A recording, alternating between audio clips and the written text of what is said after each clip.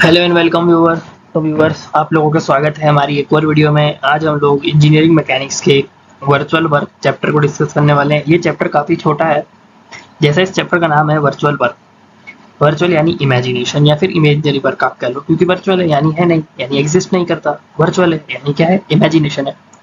इस चैप्टर को स्टार्ट करने से पहले मैं कहना चाहता हूँ, जिन्हें फुल में से फुल मार्क्स अचीव करने हैं वो इस चैप्टर को बहुत ज़्यादा अटेंटिव होकर देखना है, क्योंकि इस चैप्टर का नाम जैसा है वर्चुअल वर्क यानी इमेजिनेशन वर्क आप कह लो। इस चैप्टर में क्या है, जो चीज़ इमेजिनरी है यानी एग्जिस्ट नहीं करती है, वर्चुअल वर्क जो इमेजिनरी है जो एग्जिस्ट नहीं करता है यानी ये इमेजिनरी है। इस इमेजिनरी वर्क को समझने के लिए मैं आपको आगे एक इमेजिनेशन करवाऊंगा, और उस इमेजिनेशन के अंदर मैंने क्या बोला मैं दोबारा बोल देता हूँ। मैं आपको एक इमेजिनेशन कराऊंगा इस इमेजिनरी वर्क को समझने के लिए, और उस इमेजिनेशन के अंदर आपको एक और इमेजिनेशन करनी पड़ेगी, यानी जो चीज़ वर्चुअल है उसे समझने के लिए आप एक वर्चुअल अपने दिमाग में इमेजिनेशन बनाएंगे। इमेजिनेशन जो बनाओगे उस इमेजिनेशन के अंदर आपको एक और इमेजिनेशन बनानी पड़ेगी, तब आपको ये समझ में आएगा अच्छे से। अगर आपको ये वीडियो समझने में मुश्किल होती है, जो मुझे लग रहा है कि हो सकती है, क्योंकि ये टॉपिक पहली चीज़ थ्योरेटिकल है, पूरा थ्योरेटिकल है। दूसरी चीज़, ये बहुत बकवास सा, बहुत बोरिंग सा लग सकता है बहुत सारे लोगों को। तो मेरी राय है इसे कमज़ोर दिल वाले ना देखें। कमज़ोर दिल से मेरा मतलब है जिन्हें नंबर नहीं लाया, जिन्हें सिर्फ पास होना है, वो इसे एक बार देख तो लो, एटलीस्ट कोशिश करना, समझ में आ जाए। ना आए तो मेरी एक गुंजाइश है कि आप साथ साथ पॉज कर करके इसके नोट्स लिख लें, क्योंकि ये डेफिनेशंस तो आ जाती है दो दो नंबर में। इसके अंदर एक डेरिवेशन है, वो आने के चांस तो नहीं है, पर फिर भी मैंने ऐड कर रखा। तो मैंने जैसा बोला, आप कॉपी साथ में लेकर बैठे, साथ साथ नोट्स बनाते जाएं, ताकि आपको दोबारा पीछे आकर रिवाइंड करके इतनी भयानक चीज़ें ना देखनी पड़े। वैसे इसमें कुछ भयानक है नहीं, वो लगेगा आपको, अभी गुस्सा आ सकता है, क्योंकि इसको समझने के लिए आपको भावनाओं में बहना पड़ेगा सब्जेक्ट की। बिना भावनाओं में बहे, बिना इमेजिन करे आपको कुछ समझ नहीं आएगा। पहले इसका नाम वर्चुअल वर्क है, ये पहले एक इमेजिनरी वर्क है, और उस इमेजिनरी वर्क को समझने के लिए आपको एक इमेजिनेशन करनी पड़ेगी। उस इमेजिनेशन में आपको एक और इमेजिनेशन करनी पड़ेगी। समझ गए आप मैं क्या कहना चाहता हूँ? चलिए अब हम लोग इस वीडियो में आगे बढ़ते हैं। जो होगा देखा जाएगा, समझ में आ जाए तो ठीक, ना आए तो ठीक। नोट्स लिख के चले जाना पेपर में। दो दो नंबर में डेफिनेशन आती है, जो डेफिनेशन आ सकती है बता दूंगा कि इसकी आ सकती है। ज़्यादा से ज़्यादा वर्चुअल वर्क की डेफिनेशन आ सकती है, और कुछ नहीं आ सकता इस चैप्टर में से वैसे। पर फिर भी देख लो, अब यहाँ तक आए हो मेरी वीडियो को, तो ऐसे बंद कर कर मत जाना। पता पड़ा बंद कर कर गए और 10 10 नंबर में क्वेश्चन आ गए। यूनिवर्सिटी एग्जाम्स के लिए, किसी कॉम्पिटिटिव एग्जाम में तो मुझे नहीं लगता है पूछा जाता होगा। टॉपिक ही बड़ा अजीब है। फर्स्ट हम लोग डिस्कस करेंगे कॉन्सेप्ट ऑफ वर्चुअल वर्क। तो पहले इसे बिल्कुल धीरे धीरे एक बार रीड कर लेते हैं, उसके बाद में समझाऊंगा। If body is in equilibrium under the action of a system of force, यानी अगर बॉडी इक्विलिब्रियम में है बहुत सारे फोर्सेस लगने के बाद, यानी under the action of system of force, the work done is zero. तो उससे वर्क डन क्या है? जीरो। यानी उस पर कोई वर्क डन नहीं हो रहा, क्योंकि जितनी भी फोर्सेस लग रही हैं वो जीरो हो गई। और वर्क का फॉर्मूला होता है फोर्स इनटू डिस्प्लेसमेंट, या फिर फोर्स इनटू डिस्टेंस कह दो, वैसे तो फोर्स इनटू डिस्प्लेसमेंट होता है। यानी किसी ऑब्जेक्ट पर जब हम फोर्स लगाते हैं और वो डिस्प्लेस होता है, तब वहां पर वर्क है, यानी तब वर्क हुआ। अगर हमने फोर्स लगाई और वो डिस्प्लेसमेंट नहीं हुआ, तो वर्क तो जीरो है वहां पर। समझे आप? वर्क तो आपको पता होगा, फिर भी जैसा यहाँ पर बोला, if the body is in equilibrium under the action of system of forces, the work done is zero. ठीक है, यहाँ तक आपकी समझ में आ गया। इफ वी अज्यूम दैट, यानी अब आपकी इमेजिनेशन शुरू हुई है, आपको इमेजिन करना शुरू करना है मेरे बोलते बोलते के साथ। जैसे जैसे मैं बोलता जा रहा हूँ आपको इमेजिन करते जाना है, तो ही आपको ये कॉन्सेप्ट समझ में आएगा। If we assume that the body in equilibrium, आप एक इक्विलिब्रियम बॉडी अज्यूम करें, undergoes an infinite small imaginary displacement. वो जो बॉडी है जो इक्विलिब्रियम में है, आप उसे मानना है कि वो इनफाइनाइट स्मॉल इमेजिनरी डिस्प्लेसमेंट्स में जा रही है, यानी वो इनफाइनाइटली स्मॉल डिस्टेंस से डिस्प्लेस हो रही है, जिसे हम वर्चुअल डिस्प्लेसमेंट बोलते हैं। जैसे मैंने बोला, ये आपने अज्यूम करा। अब इस अज्यूम के अंदर आपको क्या अज्यूम करना है? एक इमेजिनरी डिस्प्लेसमेंट। यानी पहले आपकी ये इमेजिनेशन की बॉडी इक्विलिब्रियम में, उसके अंदर एक और इमेजिनेशन की वो इनफाइनाइटली स्मॉल डिस्प्लेसमेंट्स में जा रही है। जो इमेजिनेशन के अंदर इमेजिनेशन है, आप समझ रहे हैं मैं क्या कह रहा हूँ?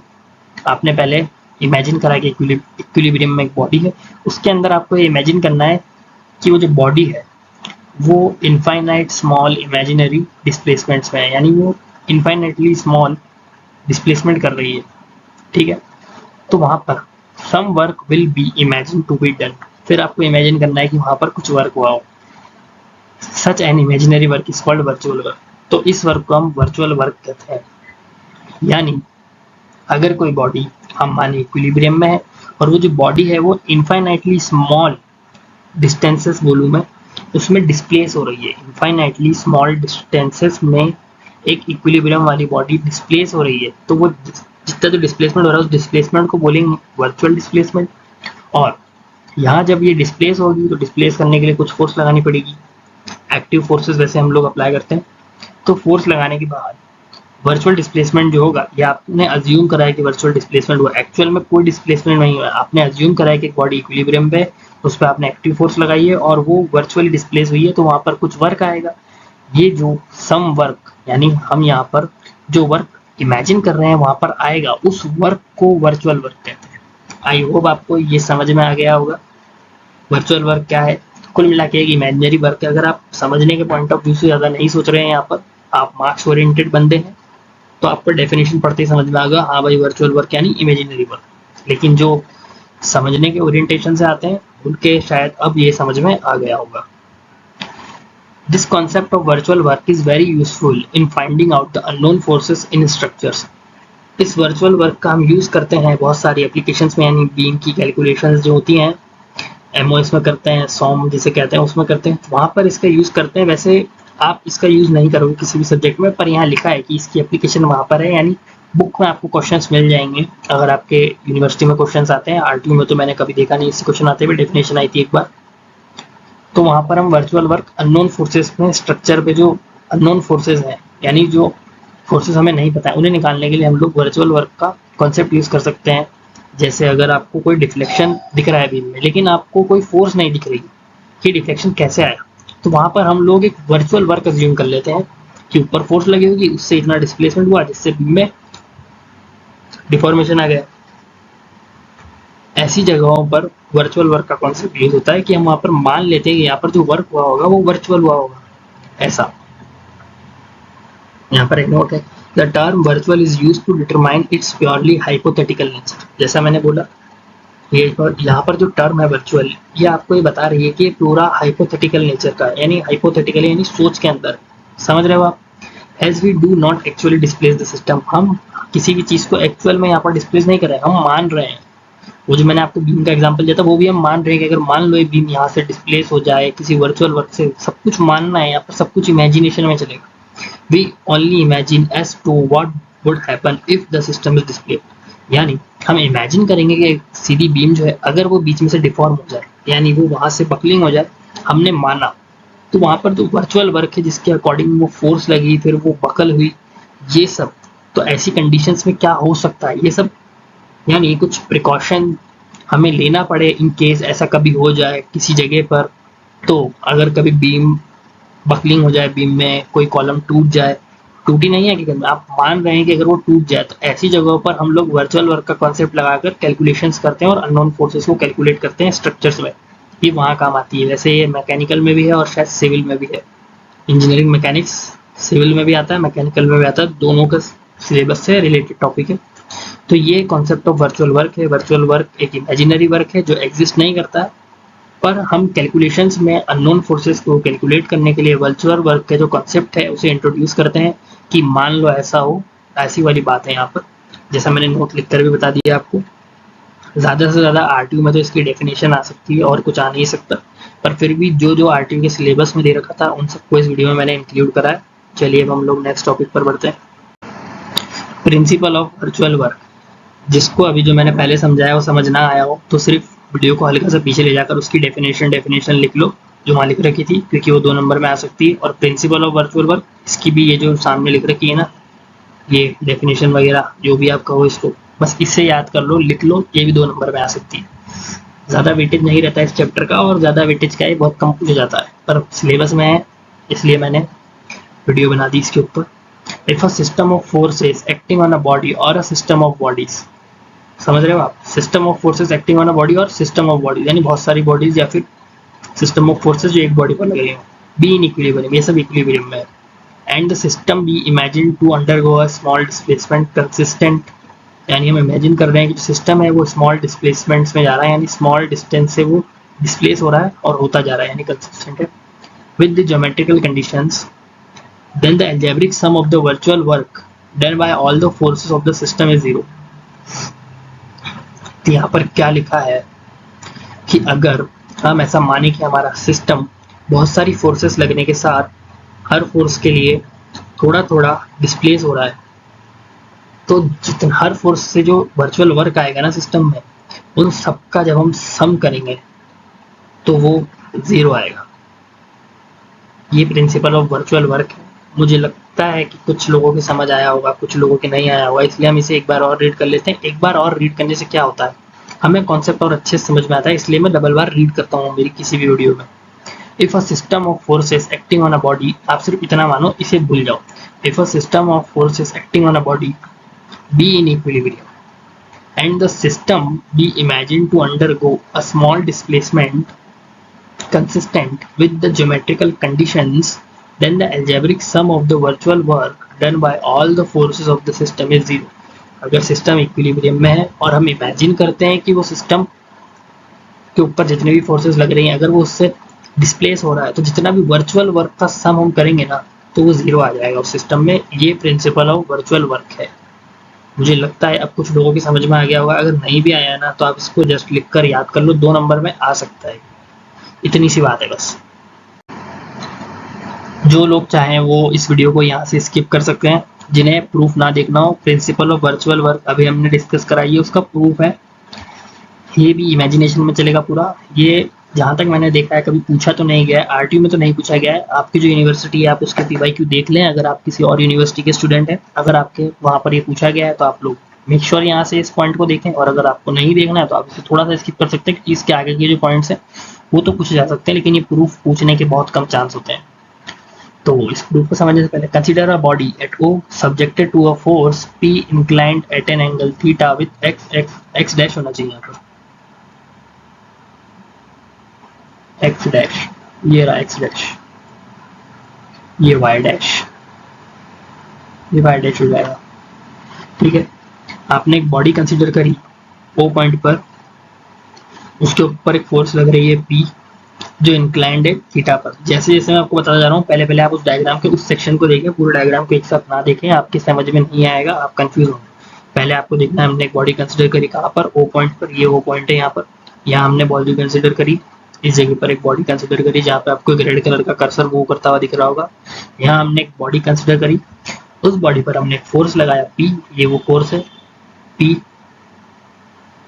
ये जो फोर्स है ये थीटा डिग्री पर इंक्लाइंड है x डैश एक्सिस से. ठीक है, अब अगर हम इस फोर्स के कंपोनेंट करते हैं तो एक कंपोनेंट आएगा px, component of the force along x dash, यहाँ पर डैश आना चाहिए, यहाँ पर y डैश आना चाहिए. तो इस पे x डैश पर जो कंपोनेंट आएगा वो होगा px, और y डैश पर जो होगा वो होगा py. From the geometry of the figure we find that, इस फिगर की ज्योमेट्री से, यहाँ पर वैसे मैंने जो लिखा है बिल्कुल डेरिवेशन में कैसे लिखते हैं पेपर में वैसे लिखा है. अगर आपको बेसिक अंडरस्टैंडिंग है डेरिवेशंस की तो कोई प्रॉब्लम नहीं है, आप इसे छोड़ भी सकते हैं, इस पार्ट को स्किप कर सकते हैं. Px equals to P cos theta और Py is equals to P sin theta. जैसे आपको पता है थीटा के साथ वाला cos थीटा और थीटा के अपोजिट वाला P sin थीटा, ऐसा सब बोलते हैं. वैसे ये कैसे होता है वो मैं आपको करके दिखा सकता हूँ कि ये P थीटा के साथ वाला P cos थीटा ही क्यों आता है और इसके इधर वाला परपेंडिकुलर वाला P sin थीटा ही क्यों आता है. आप हमारी कुछ पुरानी वीडियोस भी हैं चैनल पर, उसमें देखें, उसमें मैंने काफ़ी बार कर रखा है. अभी इसका कोई रिलेवेंस नहीं है कि ये P cos थीटा ही क्यों है, ये P sin थीटा ही क्यों है, छोड़ते हैं उसे. Now consider the body to move from O to some other point C. अब हम मानते हैं कि बॉडी O पॉइंट से किसी दूसरे पॉइंट C पर जा रही है, मान रहे हैं ये भी हम कंसीडर करा हमने कि बॉडी O से किसी दूसरे पॉइंट C पर गई, under the action of the force P such that the line OC make an angle alpha with the direction of force. यानी ये जो फोर्स है तो इस फोर्स की डायरेक्शन भी है, इसके साथ जो बॉडी जिस लाइन के अलॉन्ग गई है OC वो अल्फा एंगल बनाएगा. Now draw CA and CB. अब आप लोग CA एंड CB बनाए, यानी यहाँ पर C है, यहाँ से CA और यहाँ से CB. जैसे जैसे आप मैं बता रहा हूँ वैसे वैसे डायग्राम बनाएंगे तो आपको समझ में आता जाएगा. यहाँ तो मैंने पहले से डायग्राम बना के रख रखा है. Perpendicular to OX and OY respectively, यानी जो C है वो परपेंडिकुलर है OX पर और जो CB है वो परपेंडिकुलर है Y पर, यानी ये वाला एंगल 90 डिग्री है लिख ही देते हैं एक बार, नहीं किसी और कलर से करते हैं। ये 90, ये 90।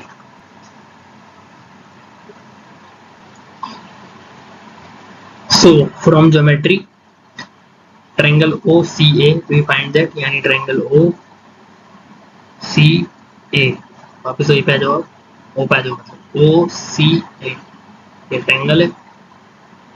cos थीटा प्लस अल्फा, यानी cos theta plus alpha is equals to O A by O C. अब ये कैसे है तो मैं आपको लिख के दिखा देता हूँ। आपको पता होगा cos थीटा का मतलब होता है base upon hypotenuse.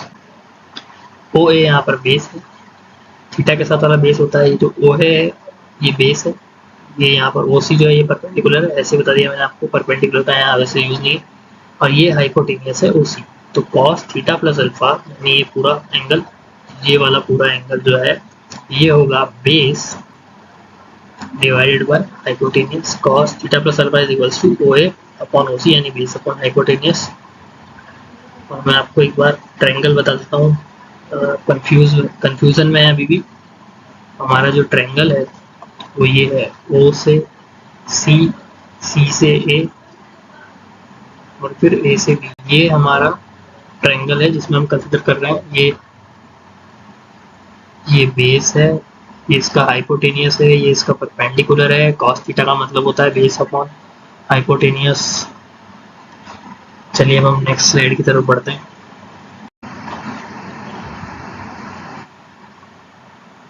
So by cross multiplication OA is equals to OC into cos theta plus alpha। अब सिमिलरली अगर हम लोग देखें तो जो OB है वो इक्वल है AC के, यानी ये जो OB है ये AC के इक्वल है, और जो AC है वो इक्वल होता है OC into sine theta plus alpha के। तो ये कैसे आया, साइन थीटा जो होता है वो होता है परपेंडिकुलर अपॉन हाइपोटेनियस, तो उससे ये यहाँ पर आ जाता है। मैं आपको एक बार इसे कर कर दिखा देता हूँ।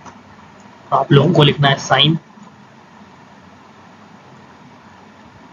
Theta plus alpha. ये थोड़ा अजीब दिख रहा होगा पर आप साथ साथ सुनते जाइए मैं जो बोल रहा हूँ। अब साइन थीटा जो होता है, यहाँ पर थीटा प्लस अल्फा लिखा है मैंने, मुझे पता है बहुत अजीब दिख रहा है। परपेंडिकुलर अपॉन हाइपोटेनस, परपेंडिकुलर क्या है ए सी, यानी ए सी, और हाइपोटेनस क्या है ओ सी, ओ सी। तो अब ये जो ए सी है ये ओ बी के बराबर है, तो अब हम लोग इसे मिटा देते हैं। समझने के लिए मैंने आपको लिख के दिखाई दिया। अब यहाँ पर हम लोग लिख सकते हैं ओ बी,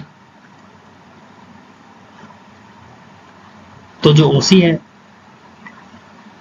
ये इधर चले जाएगा, तो ओ बी जो है वो क्या हो जाएगा, ओ C sine theta plus alpha, या फिर ओ बी को जैसा मैंने बताया आप लोग ए सी भी लिख सकते हो, ओ बी दोनों इक्वल है। आई होप आप ये समझ गए होंगे ये कहाँ से आया।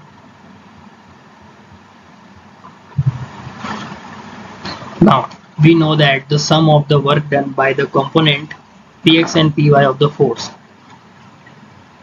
तो वर्क डन क्या होता है, फोर्स इनटू डिस्प्लेसमेंट, या फिर फोर्स इनटू डिस्टेंस, जनरल कहते हैं, वैसे होता डिस्प्लेसमेंट है, फोर्स इनटू डिस्प्लेसमेंट। तो पी एक्स का डिस्प्लेसमेंट क्या है, ओ ए, यानी एक्स डायरेक्शन में अगर सी पॉइंट देखें तो वो कितना दूर चला गया है, ओ से सी हम ले गए हैं इमेजिनरी वर्क के लिए, तो ओ से ए जो है ये एक्स डायरेक्शन में हो गया, तो P X into O A हो गया, और P Y into O B, यानी पी वाई, यानी जो पी वाई वाला कॉम्पोनेंट था इस पी फोर्स का, इसने ओ से बी तक, सी को ये ओ से बी तक ले गया। अगर सी पॉइंट में हम डिस्प्लेसमेंट देखें तो इसका डिस्प्लेसमेंट वाई डायरेक्शन में ओ बी है और एक्स डायरेक्शन में ओ ए है, तो यहाँ से P X O A plus P Y O B आ गया मल्टीप्लीकेशन में, यानी ये हो गया दोनों कॉम्पोनेंट्स का वर्क।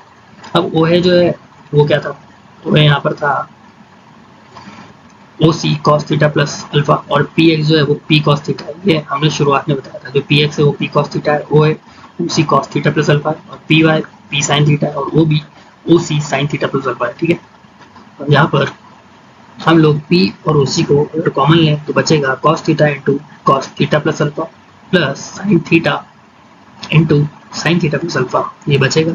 अगर आपको कॉस ए माइनस बी का फॉर्मूला पता है, अगर हम इस थीटा को ए बोले और इस थीटा प्लस अल्फा को बी बोले, तो यहाँ पर कॉस ए माइनस बी का जो फॉर्मूला होता है वो होता है cos A cos B plus sign A sine B, यानी कॉस ए है, ये कॉस बी है, ये साइन ए है, देख सकते हैं आप यहाँ पर जो लिखा है वो ए है और ये साइन बी है, तो कॉस ए माइनस बी हो जाएगा। तो अब आप लोग theta minus theta plus alpha कर दीजिए।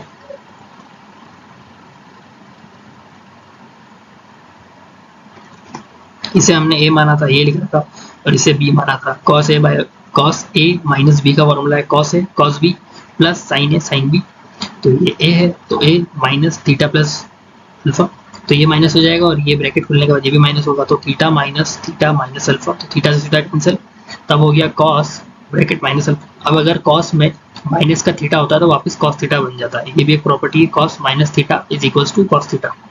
तो P multiply O C cos alpha, ये फर्स्ट इक्वेशन है। We also know that the work done by the force P in moving the body from O to C। अगर हम O से C का direct लें तो वो क्या आएगा, P into O C cos alpha, direct भी तो आ सकता है, P into O C cos alpha, ये डायरेक्ट भी आ सकता है, P into O C cos alpha. ये जो ओ सी कॉस अल्फा है ना, ये डिस्टेंस है, यहाँ पर ये जो ओ सी डिस्टेंस है ना, इसे कॉस अल्फा से मल्टीप्लिकेशन हो रहा है, जैसे हम कंपोनेंट निकालते हैं वैसे ही इस डिस्टेंस का कंपोनेंट है, इसलिए यहाँ पर फोर्स P है और ओ सी कॉस अल्फा ये डिस्टेंस है। आई होप आप ये समझ गए होंगे। तो इक्वेशन 1 और इक्वेशन 2 दोनों सेम है। As equation 1 and equation 2 are the same, therefore the work done by the force equal to the sum of the work done by its result. तो बस यही जो है ये प्रिंसिपल ऑफ वर्चुअल वर्क है, बस ये डेरिवेशन। अगर ये आपको याद करना है तो आप याद कर सकते हैं, आपको लिखना है तो आप लिख सकते हैं। वैसे ये पूछा नहीं जाता है आरटीयू कोटा में, तो मैंने अभी तक तो नहीं देखा पी वाई क्यू में इसको, बस डेफिनेशन ही देखनी है, बहुत कम पूछा जाने वाला चैप्टर है। एक्टिव फोर्सेस, बस ये जो लास्ट डेफिनेशन है ये पूछी जा सकती है। एक्टिव फोर्स डायग्राम तो मैंने आज दिन तक देखा नहीं कि आरटीयू में पूछा हो। एक्टिव फोर्सेस क्या होती है, are those external forces which tend to produce motion और कॉज डिफॉर्मेशन इन सिस्टम। वो फोर्सेस जिससे सिस्टम या तो मोशन में आता है या फिर उस सिस्टम के अंदर डिफॉर्मेशन होता है, उन्हें हम एक्टिव फोर्सेस कहते हैं। मान लीजिए किसी सिस्टम पर बहुत सारी फोर्सेस लग रही हैं, लेकिन उसके अंदर से कुछ ही फोर्सेस हैं जो सिस्टम को डैमेज कर सकती है या फिर सिस्टम को मोशन में ला सकती है। अगर सिस्टम को मोशन में लाने के लिए 10 न्यूटन की फोर्स चाहिए और वो एक्स डायरेक्शन में चाहिए जिससे हमारा सिस्टम मूव कर सकता है, क्योंकि वो वाई डायरेक्शन में तो बिल्कुल ब्लॉक है, उससे हम मूव कर ही नहीं सकते हैं। लेकिन आप फिर भी वाई के अंदर उसमें फोकट अननेसेसरली 100 न्यूटन की फोर्स लगाए और एक तरफ आप एक्स में 10 न्यूटन की फोर्स लगाए, तो जो वाई डायरेक्शन वाली फोर्स है वो एक्टिव फोर्स नहीं है, क्योंकि उससे कोई मोशन ही नहीं हो रहा, उससे कोई डिफॉर्मेशन भी नहीं हो रहा। क्योंकि डिफॉर्मेशन करने के लिए मान लीजिए उस सिस्टम पे मिनिमम 1000 न्यूटन की फोर्स चाहिए और आप ऊपर से 200 न्यूटन की फोर्स लगा रहे हैं वाई डायरेक्शन में, तो ना तो वहाँ डिफॉर्मेशन होगा ना वाई डायरेक्शन में मूव कर सकता है, क्योंकि हमने उसे रोक के रख रखा है, बिल्कुल पकड़ रखा है। सिर्फ एक्स में मूव कर सकता है और हम उसमें 10 न्यूटन फोर्स लगा रहे हैं जिससे वो मूव करेगा, तो वो जो 10 न्यूटन वाली फोर्स है वो एक्टिव फोर्स हो जाएगी। अगर हम प्रिंसिपल ऑफ वर्चुअल वर्क के तरीके से एक्टिव फोर्स को देखें तो active force are the only force considered when computing the virtual work as they are capable of doing work during a virtual displacement. This include applied load such as weight, external force and certain reactions if they do work in the direction of virtual displacement। पहले मैंने आपको जो definition बताई वो active force की थी। Active force क्या होती है, वो फोर्सेस जो सच में सिस्टम को या तो मोशन में लेकर आए या फिर सिस्टम के अंदर कोई डिफॉर्मेशन क्रिएट करे। लेकिन जब हम वर्चुअल वर्क का कॉन्सेप्ट पढ़ते हैं ना, तो इसमें हम सिर्फ उन्हीं फोर्सेस को कंसिडर करते हैं जो एक्टिव होती है। जैसा मैंने अभी आपको एग्जांपल बताया था ना वाई डायरेक्शन वाली फोर्स, तो अगर हम वर्चुअल वर्क के कॉन्सेप्ट को डिस्कस करेंगे तो उसमें हम उस वाई डायरेक्शन वाली फोर्स को नेग्लिजिबल मानते हैं, उसको हम नेग्लेक्ट कर देते हैं, हम मानते नहीं वहाँ पे कोई फोर्स है। हम वर्चुअल वर्क के कॉन्सेप्ट में सिर्फ एक्टिव फोर्सेस को ही इंक्लूड करते हैं, क्योंकि हम ऐसा मानते हैं वर्चुअल डिस्प्लेसमेंट करने की कैपेबिलिटी केवल एक्टिव फोर्सेस में होती है, उसके अलावा जितनी भी फोर्सेस लग रही हैं उनसे कोई डिस्प्लेसमेंट नहीं हो सकता। इसलिए तो ये एक्टिव फोर्स का कॉन्सेप्ट था। अब active force diagram is a graphical representation showing only active forces, यानी ये ग्राफिकल रिप्रेजेंटेशन जो सिस्टम पे लगने वाली सिर्फ एक्टिव फोर्सेस को बताए, यानी आप एफबीडी बना दो उसके अंदर सिर्फ एक्टिव फोर्सेस दिखाओ, ऐसे आप समझ सकते हो। It excludes internal forces and constraint reactions that do not contribute to virtual work. The purpose of the active force diagram is to simplify the application of the principle of virtual work by isolating the forces which are capable of doing work during a hypothetical virtual displacement. I hope ये जो definition है आपको जैसे मैंने पढ़ा वैसे ही समझ में आ गई होगी। एक्टिव फोर्स डायग्राम क्या है, इसके अंदर हम ग्राफिकली रिप्रेजेंट करते हैं एक्टिव फोर्सेस को जो सिस्टम के ऊपर लग रही हैं, और वर्चुअल वर्क के कॉन्सेप्ट में क्या होगा कि उसमें तो सिर्फ एक्टिव फोर्सेस ही होती है, कि हम उन वाली एक्टिव फोर्सेस को यहाँ पर कंसीडर कर लेंगे जो वर्चुअल वर्क में कुछ कंट्रीब्यूशन दे रही हैं। उसके अलावा हम यहाँ पर और कुछ इंक्लूड नहीं करेंगे। ये सिर्फ थ्योरेटिकल ज्ञान है, ये कहीं पूछा अभी तक तो मैंने नहीं देखा आरटीयू में पूछा गया हो, पर ये एक बार आया है 2 नंबर में, तो आप इसे याद कर लें। इसका तो कोई रेलेवेंस नहीं है। अगर आपको ये समझ में आ गया तो आप ये तो अपने आप ही लिख लेंगे। डायग्राम है यानी वर्चुअल रिप्रेजेंटेशन या फिर ग्राफिकल रिप्रेजेंटेशन होगा। बस ये लास्ट टॉपिक है और इसके अंदर बस एक लाइन है लास्ट वाली, उसमें कुछ समझने लायक है, बाकी सब तो नॉर्मल है। Stability of equilibrium, tendency of body to return its original position after being subjected to a small disturbance. It is an important consideration in the analysis of equilibrium in mechanical systems.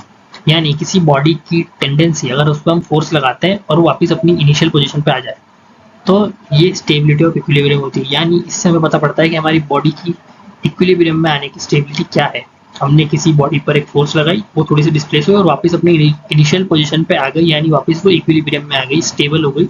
ये stability of equilibrium है। आप इसे read कर लें, आपको समझ में आ जाएगा। वैसे मैंने डिक्टेट कर ही दिया है, बस यही है। स्टेबल इक्विलिब्रियम कैसे कहते हैं? If a body when slightly displaced from its equilibrium position, अगर एक बॉडी थोड़ी सी डिस्प्लेस होती है अपनी इक्विलिब्रियम पोजीशन से, tends to return to its original position, the equilibrium is said to be stable. अगर वो कोशिश करती है अपनी ओरिजिनल पोजीशन पे आने की और वो अपनी ओरिजिनल पोजीशन पे वापस आ जाती है डिस्प्लेसमेंट के बाद, तो इसे हम स्टेबल इक्विलिब्रियम कहते हैं। अनस्टेबल क्या होता है? If a body when slightly displaced move further away from its original position, the equilibrium is said to be unstable. अगर आपने किसी बॉडी पर थोड़ी सी फोर्स लगाई, वो वहाँ से डिस्प्लेस हुई, लेकिन अब वो अपनी ओरिजिनल पोजीशन पे वापस नहीं आई, वो थोड़ी सी आगे चली गई या फिर वहीं रुक गई, यानी उसकी ओरिजिनल पोजीशन अब चेंज हो गई, वो आगे चली गई वहाँ से, ये इक्विलिब्रियम अनस्टेबल हो गया। Neutral equilibrium, if a body when slightly displaced remain in its new position without any tendency to return or move further, the equilibrium is said to be neutral। यानी बॉडी पर displace हुई, फिर जो जिस position पर displace होकर गई वहीं पर वो रुक गई, तो ये हो गया न्यूट्रल इक्विलिब्रियम। यानी अब वो अपनी नई पोजीशन पर इक्विलिब्रियम में है, तो ये न्यूट्रल इक्विलिब्रियम हो गया। और अनस्टेबल इक्विलिब्रियम में क्या है? वो बॉडी थोड़ी दूर चली गई वहाँ से ओरिजिनल पोजीशन से और वो अभी भी हल्का फुल्का उसमें डिस्टर्बेंस है, ये अनस्टेबल इक्विलिब्रियम हो गया। अब वर्चुअल वर्क में इसका क्या है? अब ये जो मैं लाइन बोलूँगा ना, इसके अंदर एक टर्म ऐसी है जो थोड़ी सी अजीब लग सकती है। In virtual work a system is in stable equilibrium if the virtual work done by the active forces is zero और नेगेटिव। बस यही जो पॉइंट है आपको थोड़ा अजीब लगेगा, इसे मैं भी समझाऊंगा। एक बार हम रीड करते हैं। In virtual work a system is in stable equilibrium, यानी वर्चुअल वर्क में एक सिस्टम स्टेबल इक्विलिब्रियम में होता है कब? जब वर्चुअल वर्क डन जो होता है ना एक्टिव फोर्सेस, या तो वो जीरो या नेगेटिव हो। For all the possible virtual displacement consistent with the constraint, stability analysis is essential in determining the safety and reliability of the structure and mechanical system. तो ये तो पीछे की बात थी, लिखनी पड़ती है आंसर में। बाकी यहाँ जो मेन मुद्दा था वो बस यहीं तक था कि if the virtual work done by the active forces is zero और negative for all the possible virtual displacements, यानी वर्चुअल वर्क डन जो हम एक्टिव फोर्सेस से करते हैं या तो वो जीरो हो या फिर वो नेगेटिव हो। इसके लिए स्टेबल इक्विलिब्रियम कंडीशन के लिए इसमें नेगेटिव क्यों आया? जीरो तो आपके समझ में आ गया, लेकिन यहाँ पर नेगेटिव क्यों आया? यहाँ पर नेगेटिव इसलिए लिया है क्योंकि जब बॉडी मान लीजिए इसको एक पोजीशन से इस पोजीशन पर गई, अब यहाँ गई, अब यहाँ से वो वापस आएगी, यहाँ से जब वो वापस आएगी तो इस वाले डिस्टेंस को वापस आने पर डिस्टेंस को नेगेटिव ले लेते हैं कि यहाँ पर वापस आ रही है, वो यहाँ तक चली गई थी, अब यहाँ से वापस आ रही है, तो ये डिस्टेंस नेगेटिव हो गया, इसलिए यहाँ पर वर्क डन नेगेटिव हो जाता है। ये तो नेगेटिव वर्क डन हो गया। अगर वो यहाँ से यहाँ जाती, थोड़ी और आगे जाती, तो इसे पॉजिटिव वर्क डन कहते हैं। इसलिए लेकिन अगर वो यहाँ निकल जाती तो यहाँ पर वर्क डन पॉजिटिव हो जाता, फिर तो इक्विलिब्रियम डिस्टर्ब हो गया ना, वो अपनी ओरिजिनल पोजीशन पर आई नहीं, यानी यहाँ जाकर वापस यहाँ नहीं आई, वो तो यहाँ से आगे चली गई, तो यहाँ पर वर्चुअल वर्क डन पॉजिटिव हो गया, यानी स्टेबल इक्विलिब्रियम नहीं है। स्टेबल इक्विलिब्रियम के लिए या तो वर्चुअल वर्क डन जीरो हो या फिर नेगेटिव हो। बस यही यहाँ पर पॉइंट समझने वाला है। नेगेटिव से मतलब है कि वो अपनी ओरिजिनल पोजीशन पर जब वापस आती है ना, तो उसकी डिस्प्लेसमेंट को यहाँ पर वर्चुअल डिस्प्लेसमेंट को नेगेटिव कंसीडर करते हैं। उससे क्या होता है? वर्क डन नेगेटिव हो जाता है। यानी वर्चुअल वर्क की सिस्टम पर हो रहा है तो वर्चुअल वर्क डन जो एक्टिव फोर्सेस कर रही है या तो वो जीरो हो या फिर वो नेगेटिव हो, तभी वो वर्चुअल वर्क डन वाला सिस्टम इक्विलिब्रियम में हो सकता है, स्टेबल इक्विलिब्रियम में हो सकता है। बस यही था, वर्चुअल वर्क चैप्टर हमारा खत्म हो गया। आई होप आपको ये वीडियो समझ आई होगी। वैसे इस वीडियो को कम लोग ही सर्च करते हैं क्योंकि सबको ये चैप्टर पढ़ना नहीं होता है। Thanks for watching this video. हमारे चैनल पर और भी वीडियोस अपलोडेड हैं इंजीनियरिंग मैकेनिक्स की, आप लोग उन्हें भी देख सकते हैं। आपको इस वीडियो में कुछ भी हेल्पफुल लगा हो तो आप हमारी इस वीडियो को लाइक करें, अपने दोस्तों तक शेयर करें, हमारे चैनल को सब्सक्राइब करना मत भूलना। Thanks for watching once again. Thank you.